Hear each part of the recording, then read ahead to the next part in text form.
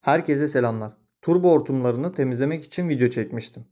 Mustafa Kayan kullanıcı adlı üstadımız PCV valfinin temizliğini de hatırlatmıştı.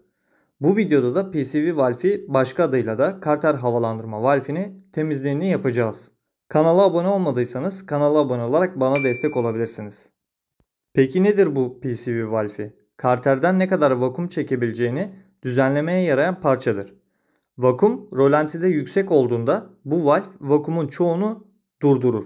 Ayrıyeten yağ buharının tekrardan emme manifolduna verilerek yanmasını sağlar. PCV valf arızaları fazla yakıt, ilk çalıştırmada zorluk, dengesiz rolanti gibi arızalara sebep olabilir. Gelelim sökme işlemine. Turbo hortumlarının nasıl söküleceği detaylı bir şekilde kanalda mevcut. Sağ üstte de bırakacağım. Kısaca hortumların kelepçesini söküp hortumları çıkartıyoruz. Hortumları söktükten sonra PCV valfi çıkartırken tekrardan anlatacağım.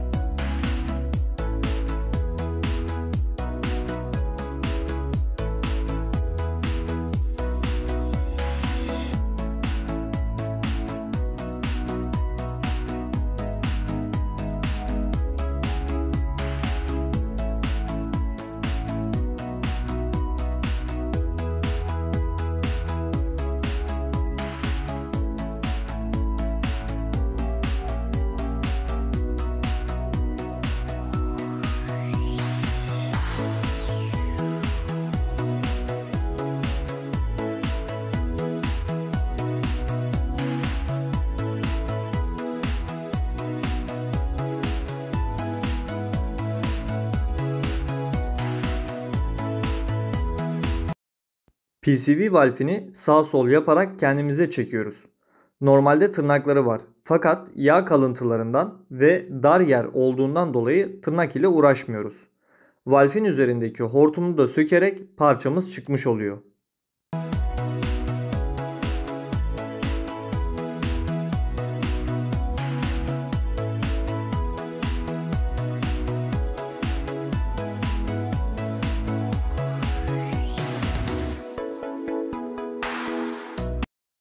Valfe bağlanan hortumun diğer ucu da üst kapağımızın oraya bağlı. Onu da söküyoruz. İçerisinde biriken tortuları göstermeye çalışıyorum.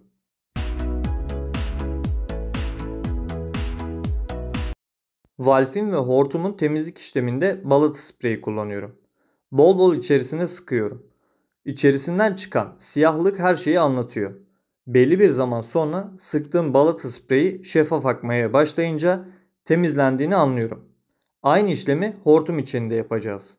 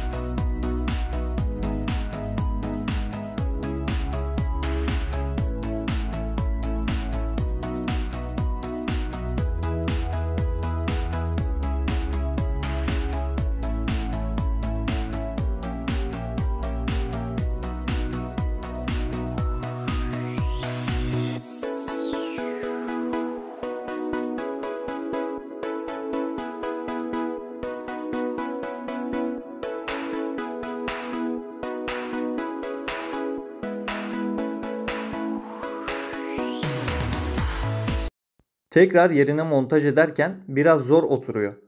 Valfin deliğine girecek yerinde O-ring'e benzeyen bir çıkıntı var. Bu O-ring veya conta değildir. Yerinden çıkacakmış gibi düşünmeden gönül rahatlığıyla baskı yaparak yerine oturtun.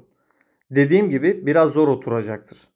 Valfi yerine oturttuktan sonra sırasıyla hortumları yerine oturtup kelepçelerini sıkın. Çıkardığımız her şeyi yerine oturttuktan sonra işlemimiz bitecektir. Turbo hortumlarını sökmüşken onları da temizlemenizde fayda var. Yardımcı olabilsem ne mutlu. Kanala abone olmayı, videoyu beğenmeyi unutmayınız. Başka araç ve videolarda görüşmek üzere. Kendinize iyi bakın.